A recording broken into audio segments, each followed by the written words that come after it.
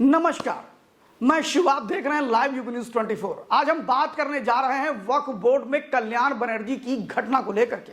वक्फ board में 22 तारीख को जब बैठक जेपीसी की चल रही थी, यानी ज्वाइंट पार्लियामेंट्री कमेटी की, उस समय ममता बनर्जी की पार्टी के कल्याण बनर्जी, जो पहले भी विवादित रहे हैं, आपको बता दें कल्याण बनर्जी अक्सर सदन के अंदर कुछ ऐसी टिप्पणियां करते हैं जो अभद्र होती है, इसके अलावा अपमानजनक होती है। ये वही कल्याण बनर्जी हैं जिन्होंने राज्यसभा के सभापति जगदीप धनखड़ की नकल भी उतारी थी, जिसको लेकर जगदीप धनखड़ जी को काफी धक्का लगा था और उन्होंने सार्वजनिक रूप से कहा था कि इस प्रकार सांसदों का आचरण कतई भी बर्दाश्त नहीं किया जाएगा।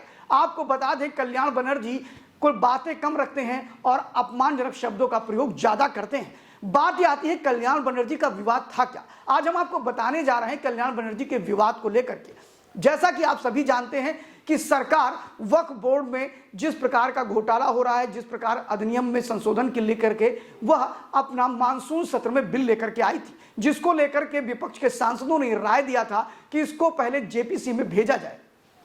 विपक्ष के सांसदों की मांग से पहले ही सरकार के मंत्री, संसदीय कार्य मंत्री प्रहलाद जोशी ने इसको जेपीसी में भेज दिया और जेपीसी में राज्यसभा और लोकसभा के लगभग 23 सांसदों को इसमें मेंबर के रूप में रखा गया। इसका काम है कि संशोधन से पहले उसकी पूरी समीक्षा की जाए, ये जानकारी दी जाए एक दूसरे को कि इसमें क्या प्रावधान है, इसकी दिक्कतें तो नहीं है, इस प्रावधान को न रखा जाए, इस नियम को हटाया जाए। इसको लेकर के आम लोगों से भी राय ली गई, कई संस्थाओं से ली जा रही है और लोगों से लगातार बातचीत किया जा रहा है। कई मुस्लिम पक्ष जो इसके कमेटी के प्रेसिडेंट हैं जगदम्बिका पाल, उनसे मिले हैं। मुंबई से लेकर के उत्तर प्रदेश और देश भर के कई उलेमा, कई लोग जाकर के जगदम्बिका पाल को अपनी बातें रख चुके हैं, बाहर भी और संसद के अंदर भी।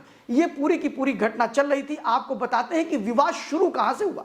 22 तारीख को विवाद तब शुरू हुआ जब उड़ीसा के एक पूर्व जज और कुछ वकीलों को बुला करके जेपीसी के सामने उनकी राय लेना शुरू किया गया।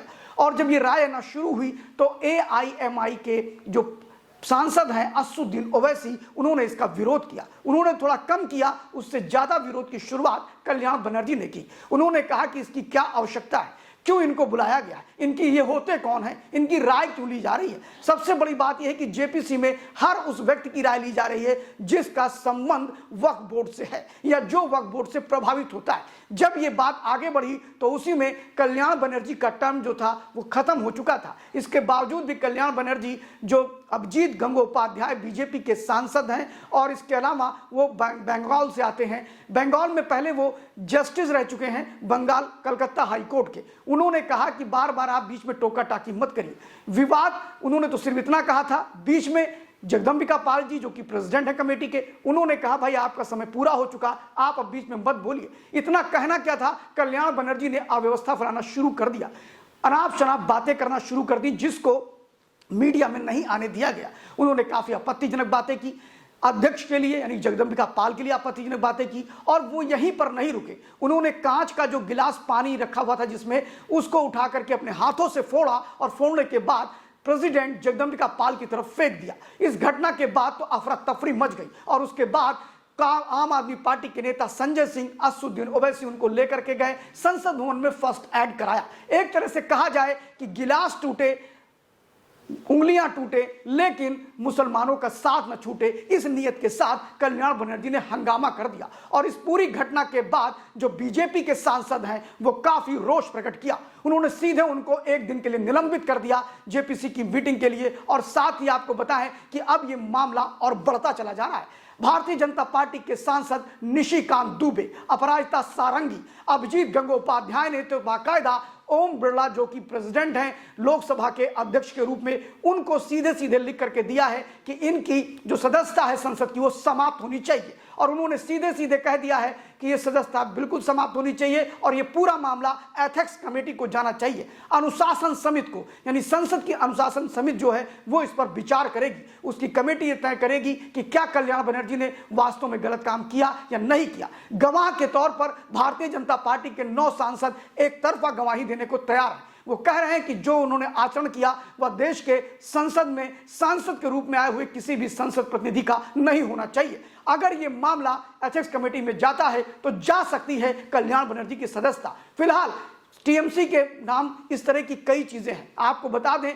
कि पिछले अगर लोकसभा की बात करें 2023 में, तो वहां पर टीएमसी की महुआ मित्रा एथिक्स कमेटी में उनका मामला गया था और लोकसभा चुनाव से पहले उनकी संसद की सदस्यता समाप्त कर दी गई थी। वो भी इतनी ही बड़बोली थी, इसी प्रकार वो अध्यक्ष पर गालियां दिया करती थी। आपको बताएं कि इस पूरे मामले में अगर संज्ञान लिया ओम बिरला जी ने, तो निश्चित तौर पर एथिक्स कमेटी बड़ा एक्शन लेगी। निशिकांत दुबे से लेकर के भाजपा के सारे मेंबर ऑफ पार्लियामेंट काफी रोष में हैं और वो चाहते हैं कि एथिक्स कमेटी में मामला जाए और कल्याण बनर्जी की सदस्यता समाप्त की जाए। देखना यह है कि मामला कहां तक जाता है। इसके अलावा आपको बता दें कि निशिकांत दुबे और ये सारे भाजपा के मेंबर ऑफ पार्लियामेंट कह रहे हैं कि इन पर एफआईआर भी दर्ज होनी चाहिए। अब सारे गेम ओम बिरला के पाले में है, यानी कि लोकसभा अध्यक्ष के पाले में गए हैं। अगर लोकसभा अध्यक्ष इसकी अनुमति देते हैं तो कल्याण बनर्जी पर एफआईआर भी लॉन्च होगी, एथिक्स कमेटी भी गठित होगी और हो सकता है उनकी सदस्यता चली भी जाए। अगर आपको हमारा वीडियो पसंद आया है तो देखते रहिए लाइव यूपी न्यूज़ 24। फिर मिलेंगे किसी और विषय के साथ। Thank you very much.